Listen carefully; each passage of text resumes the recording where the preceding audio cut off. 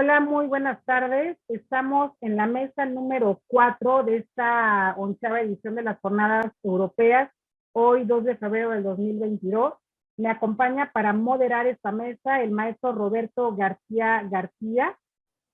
Hola, maestro, buenas tardes. Buenas tardes. Adelante, maestro, si podemos empezar. Esta mesa 4, vamos a comenzar con el primer video, el trabajo, que lleva el título El mundo del deporte europeo. Autores: Araiza Garza Ramos Jimena, García Rodríguez Almacemey, Galicia Elizarrarás Daniela, del grupo 610. Después continúa el tema lucha contra el terrorismo con la alumna Martínez Filomeno Tania Daniela del grupo 606.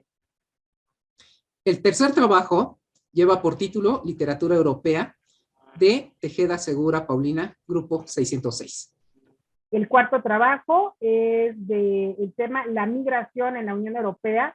Lo componen el equipo Benítez Cardoso, Aizani Ayelén, Liderato Rubio María Fernanda, Orozco Pérez Jimena Noemí, Ramírez Juárez Alexis Giovanni y Maya Hernández Mariana del grupo 504. El siguiente trabajo lleva por título Cultura Europea, Promoción y Conservación de la Riqueza Cultural del Viejo Mundo. Los autores: Irigoyen Ruiz Daniela Montserrat y Ortiz Loredo Pamela, del grupo 607. Y el sexto video es el tema La integración europea a través del tiempo, del alumno Rivera Martínez Ángel del grupo 606. Adelante con su presentación. Buongiorno, oggi parleremo di sport nell'Unione Europea. I relatori saranno Galicia Elizarrarás Daniela, García Rodríguez Almacemey e io, Jimena Araiza Garza Ramos. Siamo del gruppo 610 della Scuola Nazionale Preparatoria numero 8. L'Unione Europea è attualmente composta da 27 paesi europei, tra i cui Germania, Italia, Portogallo e altri. È stato istituito alla fine della Seconda Guerra Mondiale, creando così la Comunità Economica Europea CEE del 1958, ma ha cambiato il suo nome in Unione Europea del 1993. Grazie all'accordo di Schengen e in altri trattati, il continente europeo è in un costante cambiamento culturale, quindi in questa presentazione esamineremo i 3 sport più globalizzati di questa regione. La Unione delle Associazioni Calcistiche Europee è l'organo di governo del calcio europeo e un'organizzazione ombrello di 55 associazioni nazionali. L'idea di formare una federazione delle nazioni europee è nata da Henri Delannoy, segretario della Federazione francese del 1950. 4 anni dopo, il 15 giugno 1954, l'Unione delle Federazioni Europee fu fondata a Basilea in Svizzera.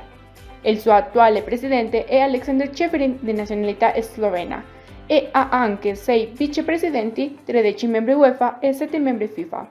L'UEFA ha 5 coppe che sono UEFA Champions League, è stata giocata per la prima volta nel 1955, UEFA Europa League, iniziata nel 1959. In questo campionato le stesse squadre partecipano come nelle Champions League, ma ci sono differenze nel modo di qualificarsi in ogni campionato. UEFA Europa Conference League è stata creata nella stagione 2021, vi partecipano circa 184 squadre.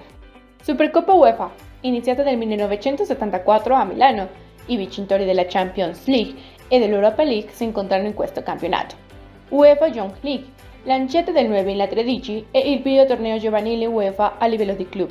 Tuttavia, l'UEFA ha 12 leggi in cui paesi europei come Spagna, Germania, Inghilterra, tra gli altri, hanno tornei nazionali. In italiano si chiama Serie A italiana.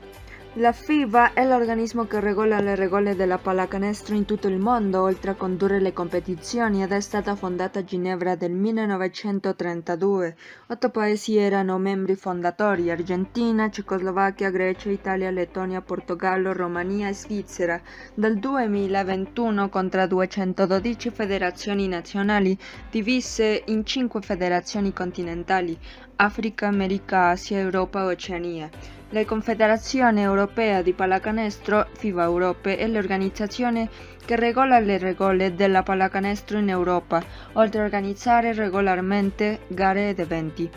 FIBA Europe è stata fondata nel maggio 2001 e attualmente ha sede a Monaco in Germania. Le migliori squadre di basket in Europa sono Spagna, Francia, Serbia, Italia. L'Italia ha vinto una medaglia d'argento agli Giochi Olimpici del 2004 e quarto posto ai campionati mondiali di basket. Hanno vinto il primo posto Eurobasket, così come 4 secondi posti e 4 terzi posti. La pallacanestro in Italia è tra gli sport più popolari del paese, si colloca al terzo posto per numero di atleti dopo il calcio e la pallavolo. La Unione Europea di Tennis Tavolo è stata fondata il 13 marzo 1957 a Lussemburgo in Lussemburgo. Si occupa di questioni riguardanti il tennis da tavolo a livello europeo, compreso lo sviluppo e la promozione di questo sport.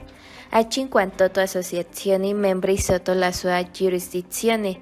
Gestisce e organizza queste competizioni individuali, ad esempio campionati europei di tennis da tavolo, Top 16 Europa, campionati europei 21, campionati europei juniores, Top 10 dei giovani europei, Coppa Euroasia, Giochi europei, Preolimpico europeo, torneo di qualificazione, campionato europeo dei veterani. Nelle competizioni di club hanno tennis da tavolo Champions League, Tassa Aetu, Coppa dei Campioni Europea. Nel 2016 l'ETU ha creato la Table Tennis Hall of Fame. L'obiettivo onorare i campioni.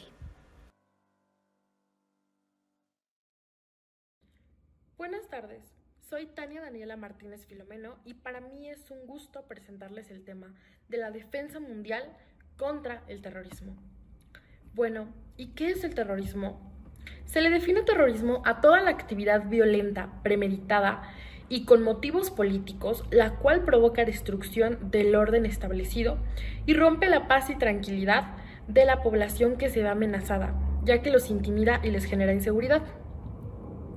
¿Y qué antecedentes tenemos del terrorismo? Bueno, se han hecho presente en varios siglos.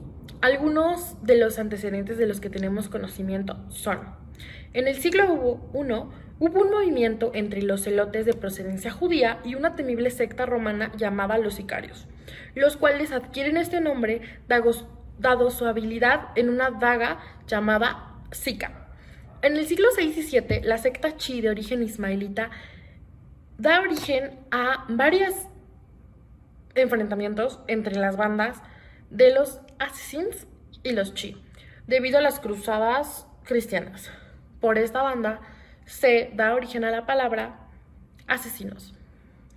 En 1800 ocurre un complot de la Rue Saint-Nicaise para intentar asesinar a Napoleón Bonaparte. En 1856 a 1859 ocurren múltiples asaltos por parte de John Brown en su lucha contra la esclavitud. En 1885 surgen muchos atentados en Inglaterra en contra de sus monumentos, causando explosiones de bombas de fenianos en la Torre de Londres, en el Puente de Londres y en 2 dispositivos más de la Cámara de los Comunes. En 1914, el magnicidio atentado de Sarajevo en Austria-Hungría, en el que asesinan al archiduque y a su esposa. Este hecho desencadena el estallido de la Primera Guerra Mundial. En 1939, Alemania invade Polonia. Este hecho da inicio a la Segunda Guerra Mundial. Y finalmente, en 2001, en Estados Unidos, sucede un atentado en contra de las Torres Gemelas, en la ciudad de Nueva York. Me gustaría hablarles sobre la Organización de Naciones Unidas. Al término de la Segunda Guerra Mundial, en 1845, el mundo estaba en busca de paz, ya que muchas naciones estaban en total destrozo. Así que más de 50 países se reunieron para hacer una conferencia en San Francisco en abril. El 25 de abril, ellos iniciaron esta conferencia y esta conferencia tuvo término hasta el 26 de junio del mismo año. A unos meses del término de esta conferencia, el 24 de octubre de 1945, comenzó a existir la Organización de Naciones Unidas de forma oficial, posterior a que fue ratificada la Carta por la Federación China, Francia, la Unión Soviética, el Reino Unido, Estados Unidos y una gran mayoría de signatarios. Y entonces, ¿qué defensa tenemos ante el terrorismo? Bueno, la ONU ha impulsado iniciativas para prevenir y combatir el terrorismo y, en consiguiente, muchas organizaciones internacionales se han unido a esta lucha, entre ellas la Unión Europea, la Interpol y muchas organizaciones que están en busca de la tranquilidad y paz para sus naciones, para que así estos actos violentos no atenten contra los derechos de nuestras poblaciones. En junio de 2017 se creó la Oficina de Lucha contra el Terrorismo, en busca de reforzar esta estructura antiterrorista de la ONU, establecida en virtud de la Asamblea General. Esta oficina fue dirigida por el secretario general Vladimir Borokov, el mismo que firmó en abril de 2018 el Pacto Mundial de Coordinación de la Lucha Antiterrorista de las Naciones Unidas, mejor conocido como el Pacto Mundial. Este acuerdo fue firmado con el fin de reforzar el enfoque de acción respecto a la coordinación de la labor de la lucha en contra del terrorismo. Ok, esto fue un hecho importante, ya que este pacto generó muchas iniciativas de prevención en contra de estos ataques terroristas. Pero la Organización de Seguridad y Cooperación en Europa, con siglas OSCE, es una de las principales organizaciones europeas que contribuyen de una manera integral a las iniciativas de la ONU, ya que estas incluyen planes de coordinación entre los estados, las organizaciones regionales e internacionales y establecen regímenes de asociación entre el sector público y privado, que está conformado por las autoridades estatales pertinentes y el sector privado de la comunidad empresarial y el sector industrial, la sociedad civil y los medios de comunicación.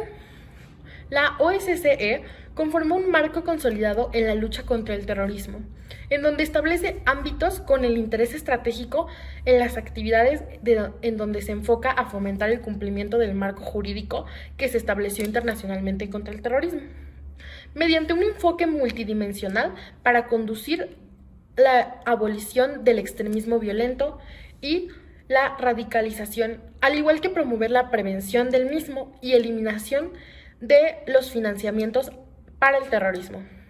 Todas estas acciones han fomentado diálogo y cooperación en materia antiterrorista a través de aquellas asociaciones conformadas por los sectores públicos y privados. Y respecto a los derechos humanos, se está buscando que fundamentalmente se fomente la libertad, al igual que la resolución a varias iniciativas y la no proliferación de las armas de destrucción masiva, siempre fomentando la libertad en el marco de medidas antiterroristas. Esto es todo por mi parte. Espero que haya sido de gran información todo lo aquí expuesto. Gracias.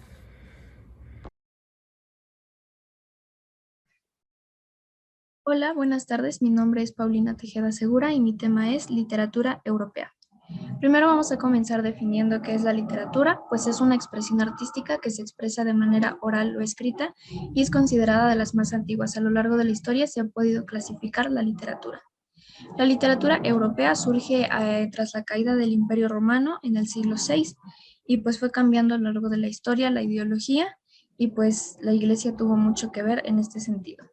Se dividió en 3 etapas: la etapa constituyente, la etapa clásica y la etapa disolvente. Existen 8 corrientes literarias, comenzando con el clasicismo, que se relaciona con la búsqueda de la perfección y la belleza.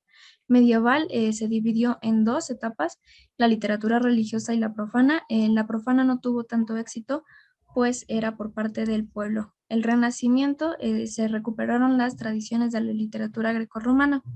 En el barroco surge la contrarreforma religiosa y pues con esto era todo lo contrario a la literatura renacentista. En el neoclasicismo, los autores de esa época se basaban en la organización, autodominio y compromiso. En el romanticismo, los temas principales eran leyendas y mitos y resaltaban los sentimientos. En el realismo cambiaron completamente las ideas del romanticismo y sus ideas eran más claras y concisas. En el modernismo se evitaban hablar de temas políticos y sociales y hablaban más de sentimientos y pasiones. Dos escritores que destacaron durante la época del Renacimiento fueron William Shakespeare y Miguel de Cervantes. William Shakespeare nació en 1564 y falleció en 1616. Tuvo 3 hijos, Susana, Judith y Hamlet, quien falleció en 1596 y 4 años después escribió Hamlet en su honor. Llegó a escribir alrededor de 37 obras. En el caso de Miguel de Cervantes, falleció a causa de diabetes. Escribió su primera obra en 1581. A 1583 se llamó La Galatea y en 1597 escribió Don Quijote de la Mancha y escribió alrededor de 20 obras. Y bueno, como conclusión, es importante conocer los diferentes tipos de literatura que surgieron a través de la historia. También es importante leer diversas obras que nos ayudan a identificar los pensamientos y creencias que tenían en las diferentes épocas. Y bueno, eso fue todo. Gracias por su atención. La migración en la Unión Europea. Resumen, la migración es un tema muy controversial porque con ella se relacionan otros temas como política, económica, etc. La migración se puede definir de distintas maneras, sin embargo, en la actualidad la definición más aceptada es el cambio de residencia que implica el traspaso de algún límite geográfico o administrativo debidamente definido. Hipótesis. Las personas están conscientes del gran flujo de migración que existe hacia los países europeos y el porqué de esto. Con el objetivo de obtener una calidad de vida, las personas consideran que emigrar a la Unión Europea es algo viable debido a las condiciones actuales de su país o la economía de la persona misma. ¿Creen que la pandemia ha sido un motivo por el cual las olas migratorias han venido en aumento? Objetivos. Por medio de esta encuesta podremos crear una percepción de si las personas conocen el problema, las posibles causas de este y las consecuencias que trae tanto socialmente, políticamente como económicamente. Antecedentes. Podemos decir que la Europa del siglo XX pasó por 2 etapas. La primera fue una pérdida de población por la migración transoceánica que dio comienzo en la segunda mitad del siglo XIX y que mantuvo cifras elevadas hasta la Primera Guerra Mundial. La segunda fue una redistribución de población debido a las migraciones forzosas del periodo entre guerras y el final de la Segunda Guerra Mundial entre los años 1920 y 1950. Introducción. Aunque en Europa los desplazamientos de población construyen un fenómeno histórico de larga tradición, su importancia ha aumentado significativamente en los últimos 150 años como consecuencias de las transformaciones sociales, económicas, demográficas y políticas que han caracterizado este periodo. Principales causas de la migración hacia Europa. Las principales causas de migración hacia Europa tienen que ver con los factores de empuje y atracción, que son las razones por las cuales las personas abandonan su país, y las de atracción son las razones por las que se mudan en un país en particular. Existen 3 factores generales que son las sociopolíticas, demográficas y económicas y medioambientales. Realizamos una encuesta con las siguientes preguntas. ¿Consideras o crees que hay mucha inmigración en la Unión Europea? ¿Considerarías emigrar a la Unión Europea? ¿Crees que la migración a la Unión Europea aumentó durante o debido a la pandemia? ¿Cuál crees que es el país de la Unión Europea que más inmigrantes recibe? ¿Y cuál consideras que es la razón de esta migración a estos países? Justificación. Desde la antigüedad el ser humano se ha visto forzado a migrar por diversas razones. En la actualidad muchas personas se desplazan por un trabajo nuevo o un nuevo sitio de residencia. Sin embargo, hay personas que se ven forzadas a abandonar su país en busca de mejores condiciones de vida o por problemas sociales, políticos, etc.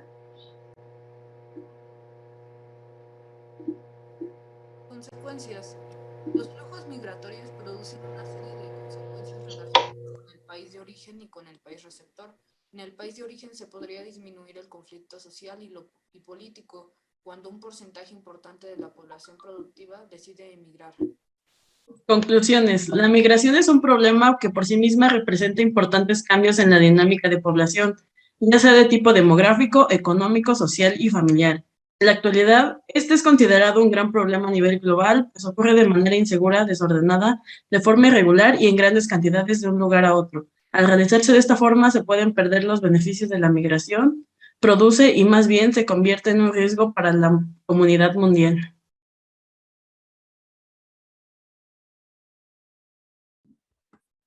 Hola, buenos días. Mi compañera Ortiz Loredo y su servidora Irigoyen Ruiz vamos a hablarles sobre la promoción y conservación de la riqueza cultural del Viejo Mundo. Fuimos asesoradas por la profesora Otero Valladares Paola. Comenzaremos hablándoles un poco sobre la Unión Europea, la cual es una entidad geopolítica que está conformada por 28 países y se ha encargado de promover la protección de los derechos humanos, el ejercicio de la democracia y de elevar la calidad de vida de los ciudadanos europeos. Uno de sus principales enfoques para lograr este último ha sido la conservación del patrimonio cultural, ya se implementando lo que son iniciativas o políticas que promuevan el desarrollo de artes y actividades que demuestren la riqueza cultural de los países. ¿Qué es el patrimonio cultural? Bueno, este abarca toda la expresión cultural transmitida generacionalmente. Puede ser tangible o tangible. El impacto que representa en la vida del ciudadano compromete tanto el sector económico para la generación de empleos como el sector social para la creación de nuevos espacios para el turismo. La Unión Europea contempla la cultura dentro de la política y la respalda a través de programas que financia cada año para protegerla y difundirla, fomentando la participación política de los Estados miembros, las organizaciones de la sociedad civil internacional e instituciones propias de la Unión Europea. Las políticas en materia de cultura están definidas en los planes de trabajo aprobados por el Consejo Europeo y estas consideran los avances políticos y establecen prioridades. Dentro del plan de trabajo del Consejo en materia de cultura de 2019 a 2022, considera 5 prioridades: la sostenibilidad del trabajo cultural, la cohesión y el bienestar, un ecosistema benéfico a artistas, cultura y contenido europeo, la igualdad de género y las relaciones culturales internacionales. Enseguida hablaremos de un tema igual de importante, el cual es los programas para la difusión y conservación de la cultura europea. Nosotras hemos elegido 4 iniciativas relevantes, las cuales han sido el Año Europeo del Patrimonio Cultural, las Capitales Europeas de la Cultura, el Programa de Europa Creativa y las Jornadas Europeas del Patrimonio. Comenzaremos con el Año Europeo del Patrimonio Cultural, el cual fue lanzado en el año 2017 para celebrar el patrimonio cultural, crear conciencia sobre la historia y los valores comunes que tienen estos países y así fortalecer el sentimiento de pertenencia tanto en un espacio cultural como político. Participaron en este evento las 7 instituciones de la Unión Europea y sus Estados miembros, y en 2018 la Comisión Europea propuso el Marco Europeo de Actuación sobre el Patrimonio Cultural para incrementar los resultados de este evento, que incluye distintos enfoques. Seguimos con el programa Europa Creativa, la cual fue creada por la Comisión Europea. Es el encargado de apoyar y salvaguardar los sectores cultural y audiovisual de Europa y se divide en 3 capítulos. El cultural, el cual financia todas aquellas actividades artísticas, la media, que se encarga de distribuir y financiar a la industria cinematográfica y el audiovisual, y el intersectorial, el cual aborda la cooperación de estos dos últimos y en relación con lo que es los medios de comunicación. Seguimos con las Capitales Europeas de la Cultura, el cual es un evento también liderado por lo que es la Unión Europea y se dedica también a celebrar el arte y la cultura. Se desarrolló en el año de 1985 y a partir de entonces han participado alrededor de 60 ciudades de la Unión Europea y cada año, mediante un proceso selectivo, se van a designar a 2 ciudades. Por último, vamos a hablar de las Jornadas Europeas del Patrimonio, que van a comenzar en el mes de septiembre y son celebradas en los 50 países que conforman lo que es la Convención Cultural Europea. Y bueno, se va a caracterizar por la apertura y por la visita a ciertos lugares turísticos de forma gratuita. Y bueno, su objetivo es crear conciencia sobre la importancia de este patrimonio cultural, tanto al público como a la política, y se organizan alrededor de un tema paneuropeo central. A modo de conclusión, podemos decir que el patrimonio cultural es un recurso futuro compuesto por elementos que caracterizan a la sociedad, que requieren el apoyo de todos los personajes interesados en las distintas áreas de su expresión. Por ello, la Unión Europea ha incluido la conservación del patrimonio cultural en uno de sus principales objetivos, generando un cambio en la conceptualización de la cultura, transformándola en algo innovador e indispensable para una sólida construcción de su identidad. Agradecemos mucho su atención. La integración europea a través del tiempo. Cimientos de la Unión Europea. La Unión Europea surgió como una solución a las confrontaciones que habían tenido Alemania y Francia desde tiempos de la Guerra Franco-Prusiana. Francia y Alemania se dispusieron a crear una asociación para la cooperación y la producción industrial. En 1951 se firmó el Tratado de París, la Comunidad Europea del Carbón y el Acero, y en 1957 el Tratado de Roma, que englobaba dos nuevas comunidades: Comunidad Europea de Energía Atómica y Comunidad Económica Europea. Década de 1960.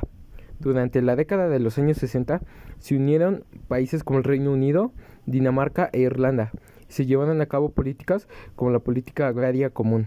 En 1965 se firma en Bruselas el tratado por el que se fusionan los poderes ejecutivos de las tres comunidades: Comunidad Europea del Carbón y el Acero y la Comunidad Económica Europea y Euratom. Entra en vigor el 1 de julio de 1967. Década de 1980. En los años 80 se vieron diversos sucesos importantes para la integración europea, como la unión a la comunidad de parte de Grecia en 1981, España y Portugal en 1986, después de la caída de sus respectivas dictaduras, además de la reforma del Tratado de Roma, mediante la cual pasó a llamarse Comunidad Europea. En 1989, tras la caída del muro de Berlín, se produjo la reunificación alemana y con ello el derrumbe del control soviético en las zonas de Europa del Este. Fomentó la adhesión de distintos países que fueron antiguos protectorados, países satélites y repúblicas soviéticas que se vieron atraídos por el proyecto de integración europeo y eliminación de fronteras y aduanas. Década de los 90.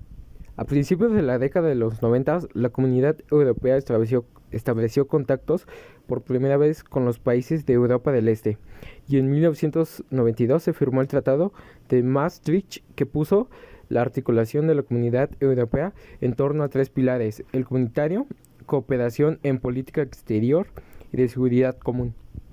En 1995 se integraron a la comunidad Suecia, Finlandia y Austria. Ese mismo año entró en vigor el Tratado de Schengen en España, Portugal, Francia, Alemania, Bélgica, Luxemburgo y Holanda. Se supuso la supresión de fronteras interiores, excepto en Bulgaria, Rumania, Chipre, Irlanda y Reino Unido y Croacia. El nuevo milenio y la crisis de 2008. En 2002 entró en circulación el euro como moneda en 12 países, entre ellos España, y puso en marcha Convención Europea encargada de redactar una constitución.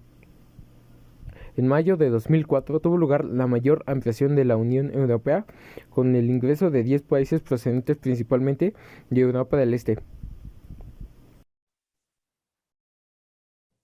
Muy interesante la participación de cada ponente. Los esperamos en la siguiente mesa. Muy interesante cada uno de los comentarios de cada ponente. Así que, como bien dices, maestro Roberto, nos vemos en la siguiente mesa. Gracias. Gracias, doctor.